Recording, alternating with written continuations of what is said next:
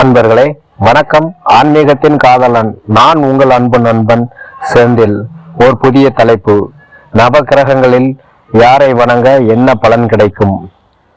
சூரியனை வழிபட்டால் அரசு வேலை கிடைக்கும், வாழ்வில் மங்களமும் வாழ்வில் புத்துணர்ச்சியும் ஆரோக்கியமும் கிடைக்கும். சந்திரனை வழிபட்டால் புகழ் கிடைக்கும், தாய்ப்பாசம் கிடைக்கும், தூர தேச பயணம் சிறக்கும், கணவன் மனைவி ஒற்றுமை அதிகரிக்கும். செவ்வாயை வழிபட தைரியம் அதிகரிக்கும், சொந்த வீடு அல்லது சொந்த நிலம் அமையும், உடல்நல குறைவுகள் நீங்கும். புதனை வழிபட்டால் நல்ல சிந்தனை, நல்ல குணம், சிறந்த கல்வி, செல்லும் இடமெல்லாம் புகழ் கிடைக்கும்.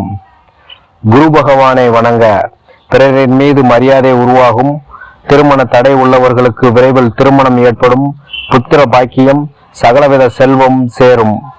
சுக்கிரனை வழிபட நல்ல வாழ்க்கை துணை அமையும், பொன் பொருள் வண்டி வாகனம் சேர்க்கை போன்றவை உருவாகும்.